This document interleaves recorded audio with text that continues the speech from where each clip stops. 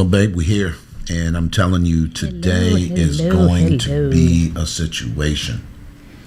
Yes, it is. Yes, it is. So really quickly, guys, Cherie's going to read a couple of things to you, and I want you guys to tune in because we get ready to go all the way in. Yeah, you're really loud. No, you're the thing. But hey, guys, how you guys doing? So here's the biggest mistake couples make when stepping into a new season of life. They think that environment is going to magically change or fix their marriage. And we're here to say that no, that ain't happening. Y'all stay tuned. We'll be back right after this.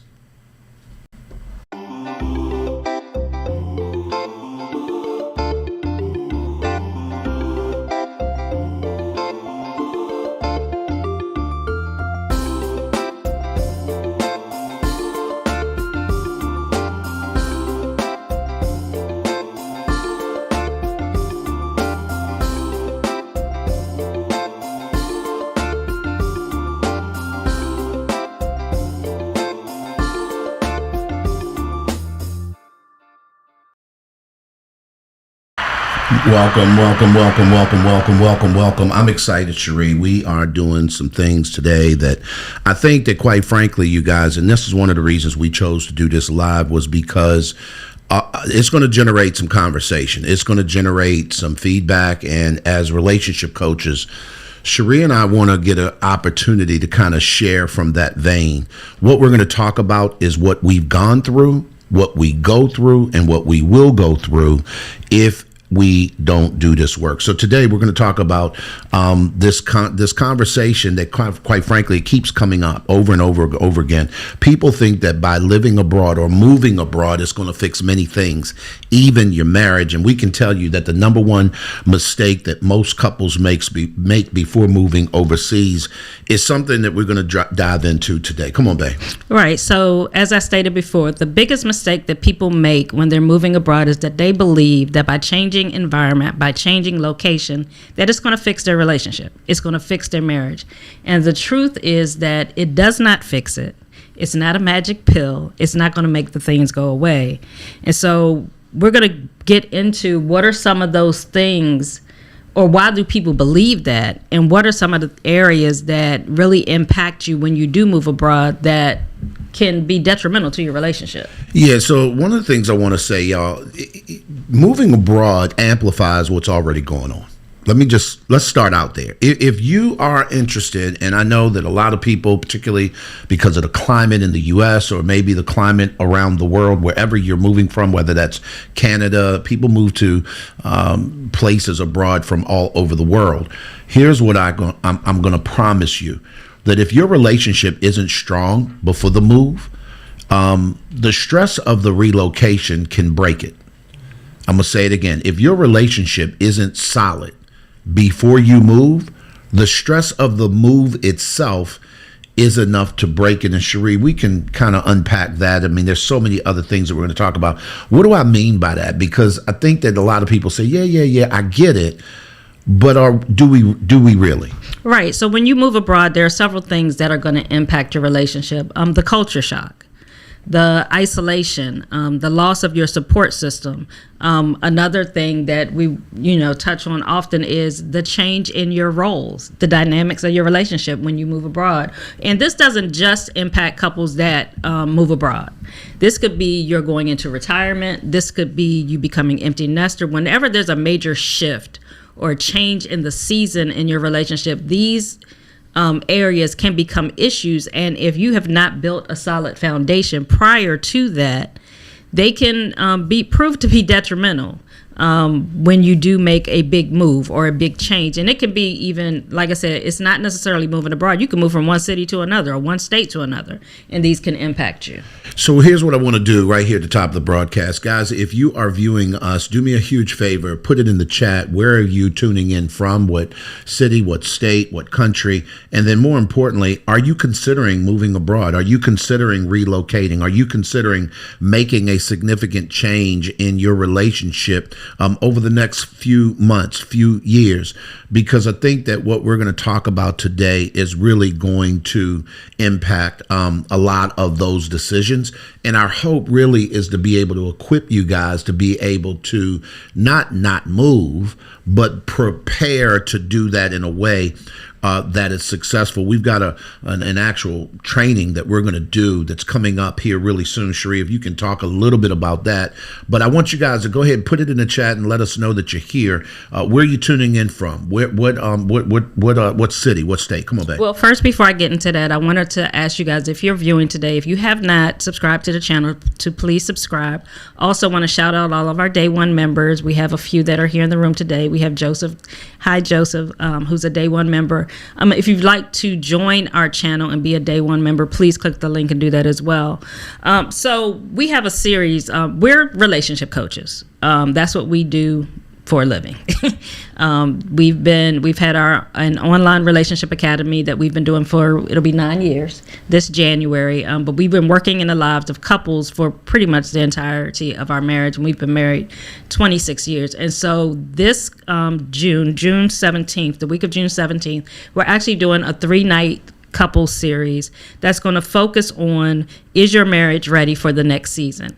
It's a 3-night series. It's a nominal fee to come into the room. It's a virtual series. It's going to be online. You'll come into the room. We're going to really break down these things, and we're going to give you tools to put in place to prepare your relationship for those seasons. Or if you're already in that season and you realize you guys are kind of bumping heads, we're going to give you some things to help you to navigate through that. Now, I'm going to say this. I'm going to give a disclaimer. We're not perfect. We have had our share of challenges as we've gone through these different seasons, and it's because of that we've learned some things, and we want to help you guys to learn that. We've also, been able to help other couples, hundreds, thousands of other couples, to navigate through the different seasons in their relationships. And so our goal is to be able to give you the tools to be able to be successful.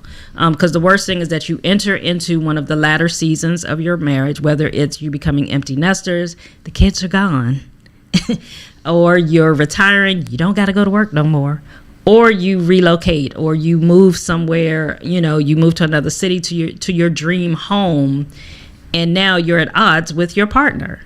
And that's something that no one wants to face, but unfortunately, if we don't prepare for that season, that can happen. So let me give you some statistics. Studies show that 1 in 3 expats actually report that their relationship was seriously strained after relocating abroad. And even more eye-opening, 15 to 20% of expat couples separate or divorce within 2 to 5 years of moving. Here's one of the things that Sheree and I have witnessed with our own 2 eyes. Living in Panama, it'll be 2 years at the end of this month in June. We have watched this happen and watched this unfold. And we're not going to ever disclose names or situations and things like that. That's not how we move. But one of the things that's more heartbreaking than anything for us is to watch couples go through something that could have been prevented, but no one told them. No one gave them sort of the cheat code as to what they could expect. And I think this goes back to sort of your illusions, if you will, or your thought process prior to coming through.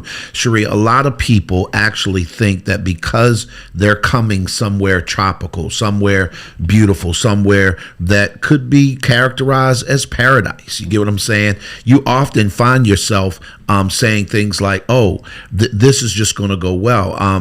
And oftentimes, if you're not careful, those issues that you're having before you ever move, they kind of go masked, if you will. And as a result of that, you kind of think that the warm weather is going to fix that. Right. And I think what happens is, as we're going through our day-to-day lives, going to work, dealing with the kids and everything, your relationship, you're maintaining. You may not have any blaring problems, any challenges from day to day. You guys are maintaining, things are good. You're not at each other's throat every day. But what happens is, as pieces get removed, so if you look at your relationship, let's look at Jenga. You got this stack. There are all these pieces.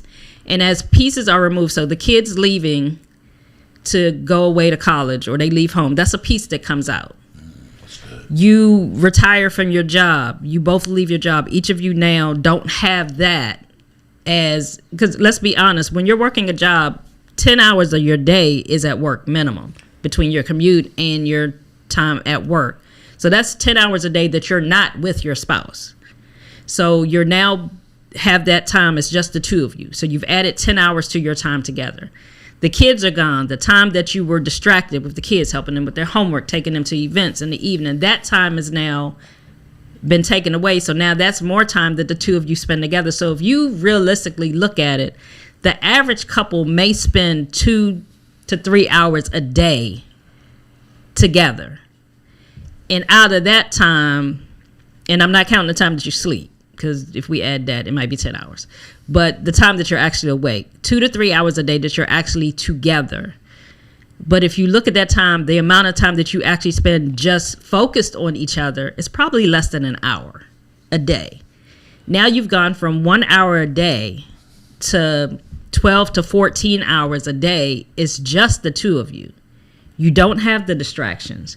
The distraction of work, which is a distraction that distracts you from each other, the distraction of the kids.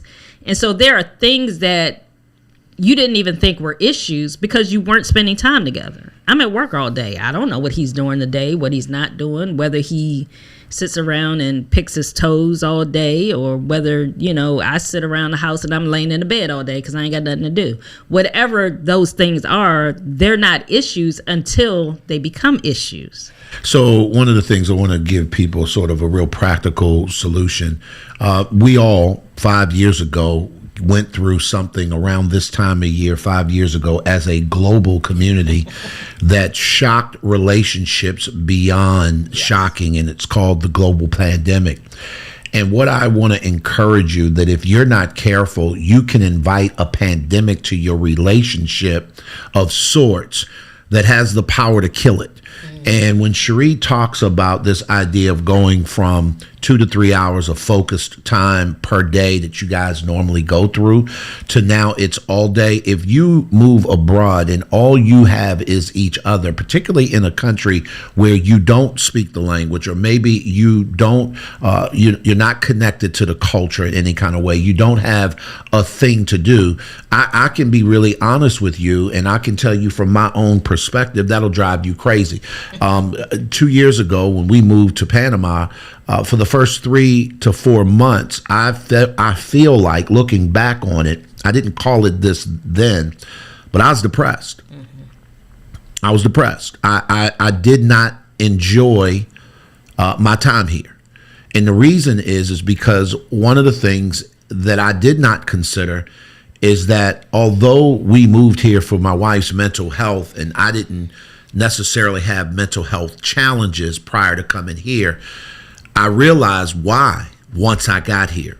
It's because of how my social construct was set up that for me, it aided in my mental health. So when I left that social structure and I moved to a place where I didn't have it, and all I had was my wife, who is going through her own go through, I'm left alone. And I'll be honest with y'all, it was not fun. As a matter of fact, if I'm honest about it, I'm still working through it on levels. Does that make sense? It's not nearly as bad as it was, but when we get you guys into this workshop that we're going to do called Is Your Married Ready for the next season, we're going to not only go down the rabbit hole of what we went through, but we're also going to talk about what we wish we would have known prior to coming, prior to pulling that trigger. That caught me completely off guard. I had no idea that a depressed state or a feeling of loss like that would affect me that way. And a lot of it had to do with just what I didn't know. And this is one of the reasons why we're encouraging you guys to pull up, sign up. The link is in the description, and become a part of this, because we're going to take 3 days to unpack some things and really build in some training tools and some things to help you guys navigate if you're serious about moving abroad, babe. Right. And you made an excellent point when you talk about the pandemic. And I think that, and unfortunately, we saw this happen during the pandemic. There were couples that didn't make it. That realized, hey, I really don't like this person, or I don't know this person, or whatever. They could not handle being forced to be together. Now, there's one thing being forced into a situation, and then there's something else when you voluntarily do it. Ooh. So we were forced in the pandemic. So you either was like, okay, this is what it is. I ain't got no choice, so I'm gonna stay. When you voluntarily move into the next season, and so when I say voluntary, your kids leave home. You know, this is like Christmas. Christmas comes on the 25th every year. Your kids are going to leave home one day. One day, prayerfully, that's going to happen. But we don't prepare for that day, like it's never going to happen. One day you're going to retire from your job. Prayerfully, you won't be working until you get up out of here. You'll leave your job and be home. We don't think, well, what is that going to look like? How is that going to change things at home? What am I going to do? And so when we don't prepare, like I said before, it causes us to react in those situations. And unfortunately, when you got two people reacting, that's not a good recipe for a marriage. And I think that when you voluntarily relocate, and let's be honest, in most cases when couples relocate, one person has been the proponent of that. One person has been taking the charge on that, and the other person comes along. I'm not going to say they were dragged along, because I hope you're not dragging your spouse along. But I hope that, they've agreed and they're coming along. But it's usually one person that has the idea, one person has the desire, one person has this dream that that's what they want to do, and the other person comes along. Although you voluntarily come along, once you how many times have you agreed to do something with your spouse? Or you've agreed to a decision, and then once it happens, once you get into it, you're like, I don't know if we really should have did this. I don't know if I really agree with this. Do me a favor, put that in the chat, like an instance. Like, I want to get some engagement here. We're live. This is not a pre-recording.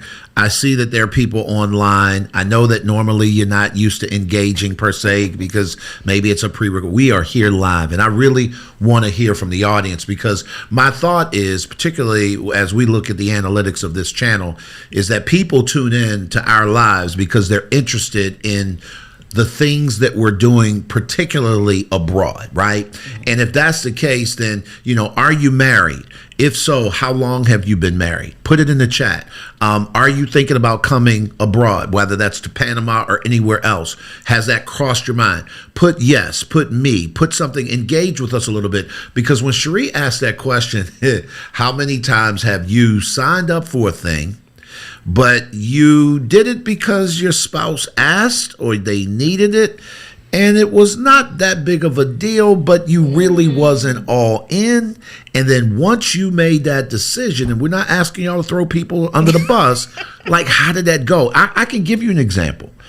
I remember when I wanted a dog when we first got married. Oh, gosh. And I just wanted a dog. I had never had a dog all my life. I just thought I'd want a dog, but I'd never had one.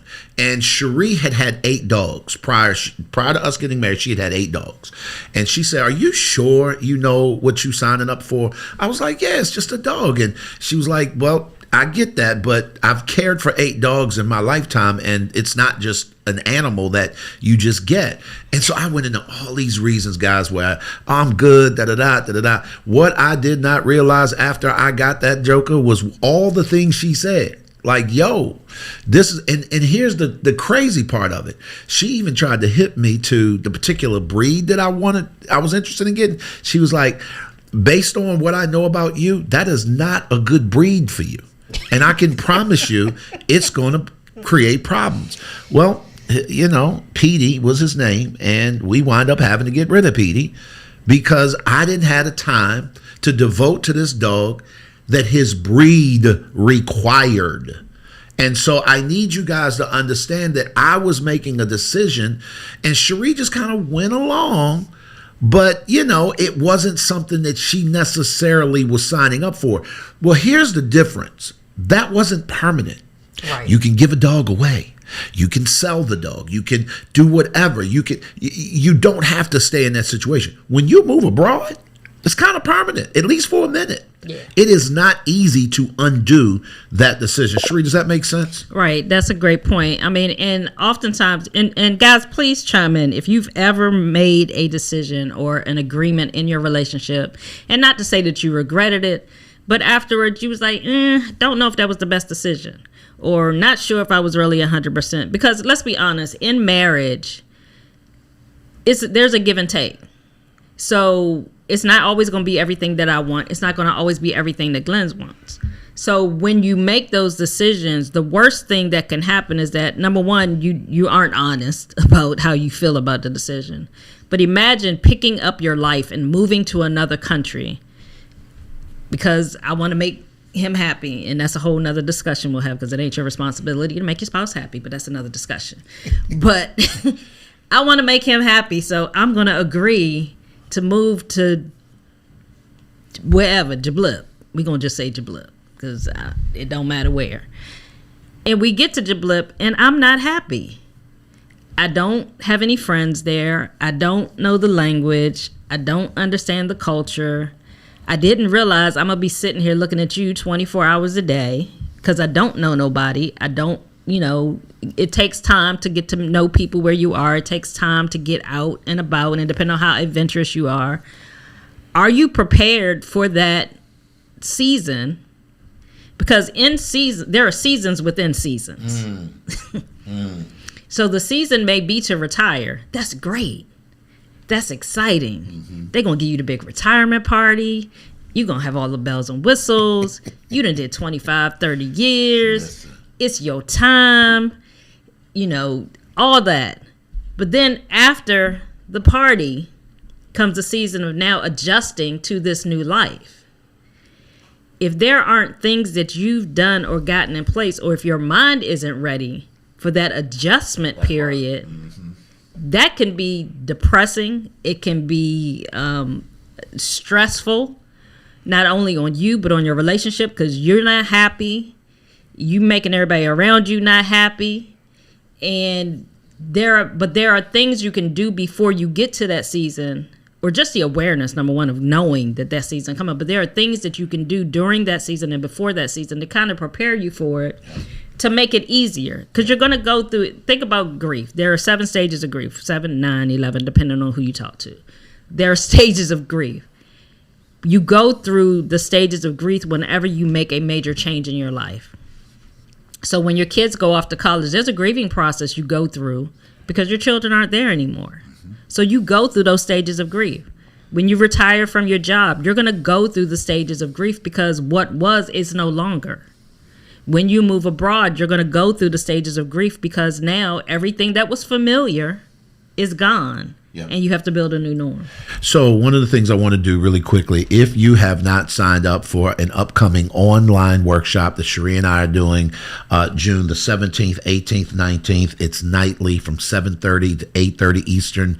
I want to encourage you to do so. It's an extremely nominal price to do it. It's basically just covering our time for being there, to be honest with you, because this is what we do for a living. Here's what I'm going to challenge you. If you come into this community, what you're going to do, or you come into this room, what you're going to do is learn the various things we did after the fact that we wish we knew before the fact. There are people who are in transitional periods in their life where all of these principles apply.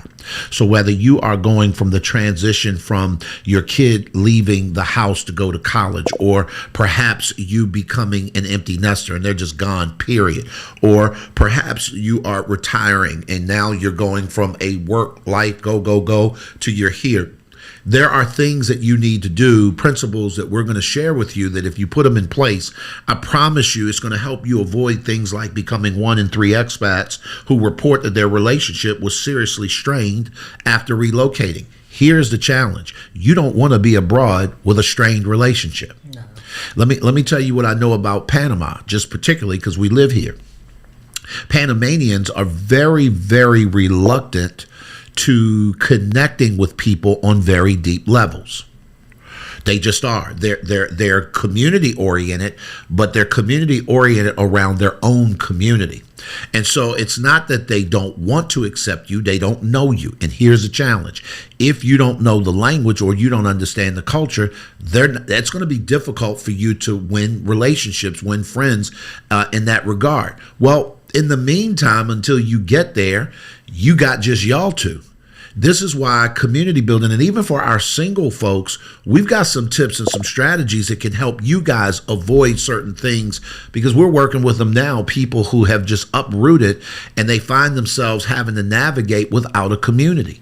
And I'm going to tell you just right now off the break, just because they skin folk don't mean they kin folk. Just because you guys are all expats don't mean you have the same values.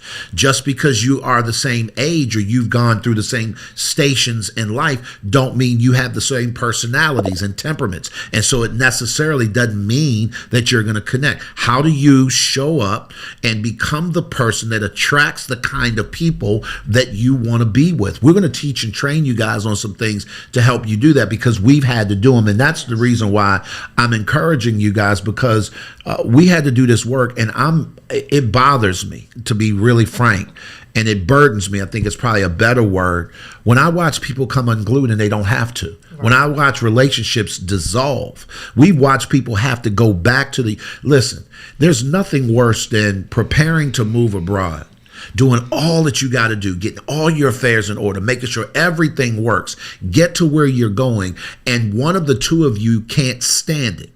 And there was an adjustment that you're having to make. And now, as a result, it has strained the relationship, that now one person decides to bounce. Not only do they bounce from the relationship, but they go back to where they came from. You're left there alone. We've watched this. And now you want to talk about picking up pieces. It is a very different game to pick those pieces up than in a place of comfortability. We want to help you not have to go through that kind of stuff. The other part of it is, Sheree, and you can speak to this because I know you got a lot of single friends here, ladies who have come abroad by themselves, struggling because they have not found their right community of sisters who can rally around them and help grow them. And just because you're in the same expat community don't mean nothing. Right. At the end of the day, if they're not your people. Come on, Sheree. Right. And I think that that's one thing that people don't think about when you move into another season of your marriage, of life, period. As you grow, as you progress in different seasons in your life and your marriage, your circle may change.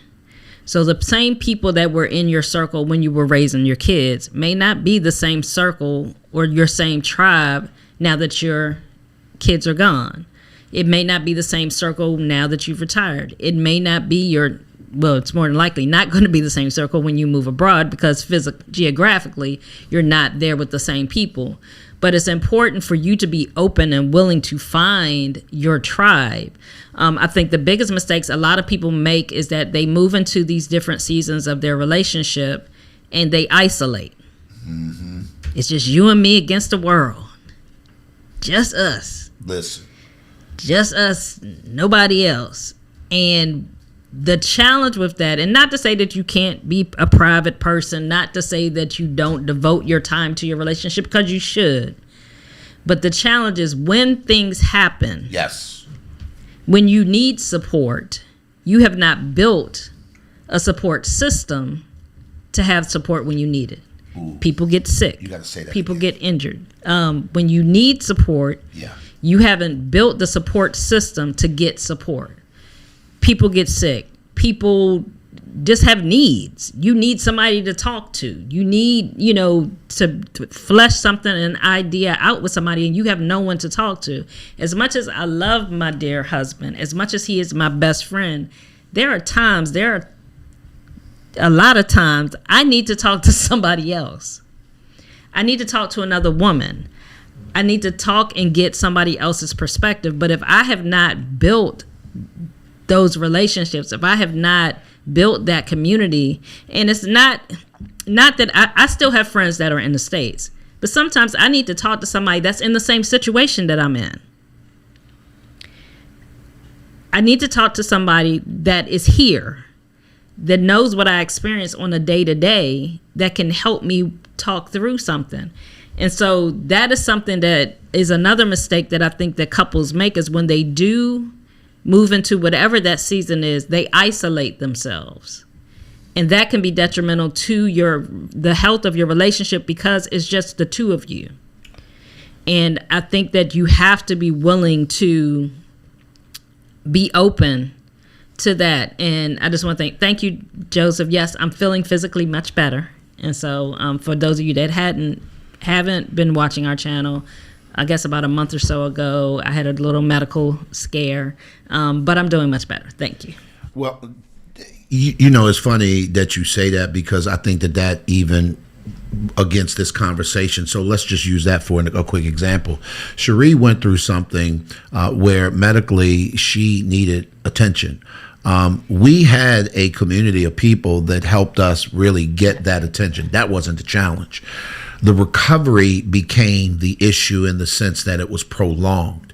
And one of the things that I often have taken for granted is the network of people that we've built organically, say in the States or where we came from, that includes family, friends, you know, all of the things, how they're there for you when you go through something prolonged. Well, if you haven't built a network or a community of people who can physically be there for you in a situation like that, not only is it scary, but it's incredibly depressing. Here's one of the things when you talk about your sister friends, and let me explain something to you. Cherie's sister, y'all can't talk bad to me to my face about my wife's sister friends. Do you understand me? Because it keeps me sane. There was nothing more gratifying for me than to be able to pick up the phone and say, hey, so-and-so, you need to come check in on your sister. I'm doing all I know to do, but I'm at my limit and I need some help. Hello? What? We all need some help. Help me. Listen, I need some help. And the truth of the matter is that because I got a relationship with many of those people as well, some of them are married, some of them are not. So there are times where I can pick up the phone and call one of her single sister friends and say, hey, your brother needs you over here to come look in on your sister. Well, that relationship pool has been built. It's strengthened. We consistently do what we need to do to fortify that. But it all is as a result of things that we've learned. So when you jump into this particular workshop, we're going to teach you some things on how to do that for you.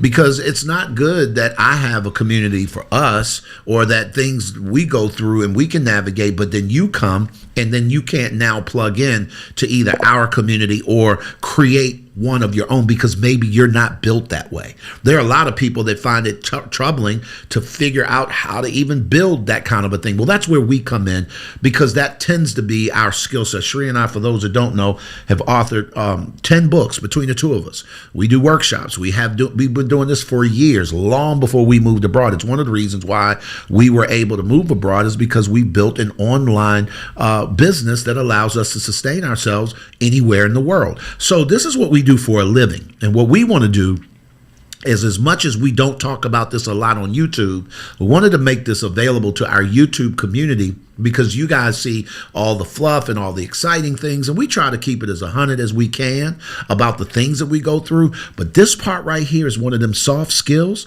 that if you don't figure this one out, it can destroy a good thing, and we just don't want to see that happen. Right, and I just wanted to address DA. Thank you for your comment. Yes, sometimes people get wrapped up in the challenges of life, and that can cause you to be isolated. But I just want to challenge you that even in those seasons, to have one or two people that you're reaching out to, because, you know,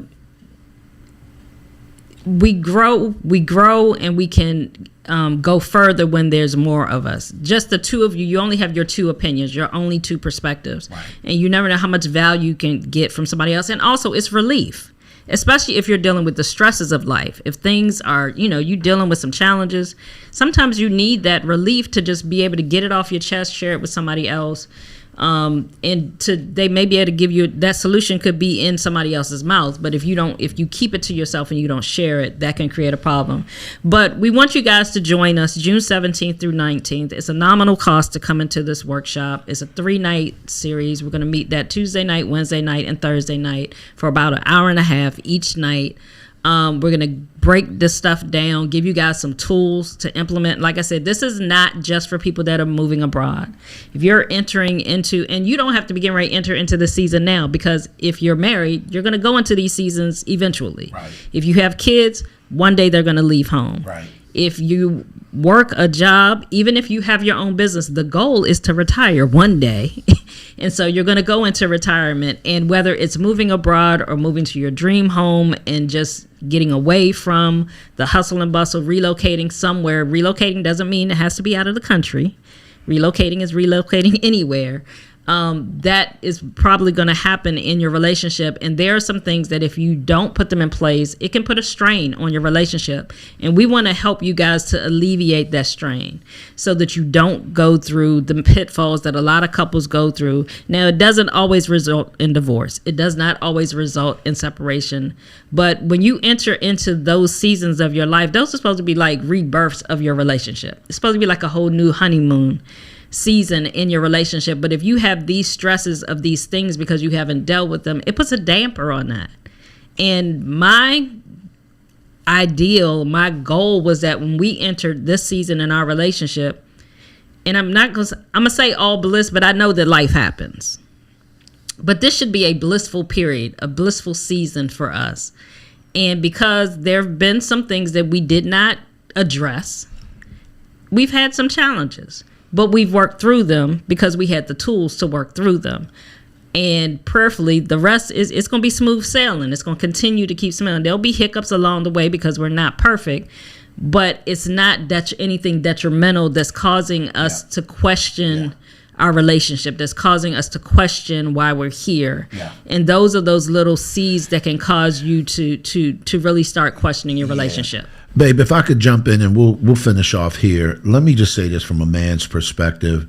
Fellas, a lot of times we think we're doing better than we are. Let me just put it out there. Because of how we're built, because of how men are constructed, we think that our providing, we think that our prowess, if you will, equates to performance in terms of how you're doing with your spouse. And I can tell you that living abroad will expose where you're not measuring up. It has for me.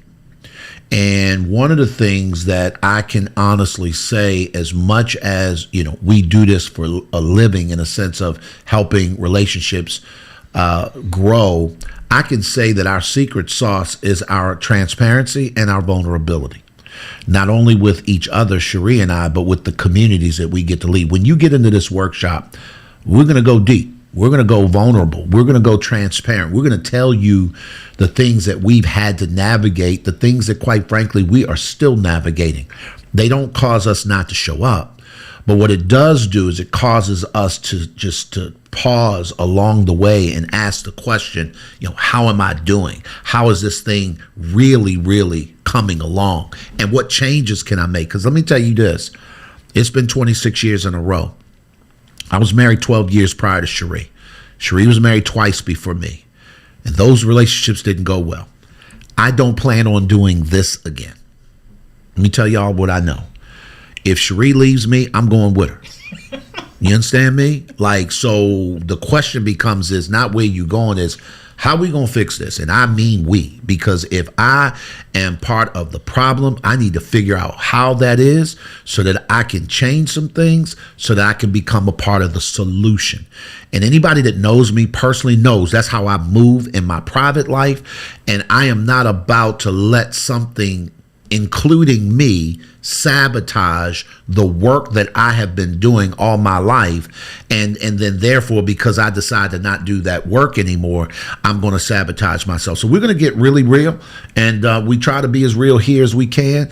But this is, again, and I can't underscore this enough, and Cherie, you've said it, it's not just for people who are going through a marriage transition. This is for people parents who are dealing with their kids. If you are a single mother and you've raised your kids, I have a client that I coach, and she's a single mom, and she had a tragedy strike her relationship where she was a teenage mom, and her son tragically was killed. The truth of the matter is that she had to figure out, how do I pick up the pieces in my life and move on with the son I do have left, and then also now face it, this son is getting ready to leave home and in terms of going to college. And so for the first time, she's in a situation where she's never been in this sense. And so our coaching strategy for her is helping her to navigate those dark spaces, because she never expected this to happen. That's the kind of stuff that we do. And I just want to encourage you, if you are really interested in doing that kind of work, then fine. If you're not, I get it, no worries. But I can promise you, you don't have to suffer in silence, and you don't have to be out there by yourself. Come on and click the link, sign up, check the descriptions out. Once we get this live done, Cherie is going to do all the magic in the descriptions and make sure that the links are in the chat. But it's a 3-day virtual series, June 17th through the 19th, nightly, Tuesday, Wednesday, and a Thursday night. We're going to invite our MAPS Relationship Academy, which is our community that we've nurtured for the last almost 9 years, to come ride with us during that process, so you get a chance to see and hear from people who've done this work, and maybe things that they've done that you can glean from. This is all about community building, all of us coming together to share the load of what we're all going through, but maybe, just maybe, as a people, we can shake this stigma that what goes on in this house stays in his house. I don't believe that old wives' tale has served us well. And I think that because most people have grown up learning how to be closed-lipped about what they go through, unfortunately, the weight of life crushes you, and you call it life just be lifing. The devil is a lie. You understand me? I'm trying to figure out, how do I get life to behave long enough for me to figure something out so we can make an adjustment and we can truly live as blissfully, as Cherie said earlier, as possible. Right. And so we want to thank you guys for viewing today. If you are watching the replay, please post your comments and questions in the chat.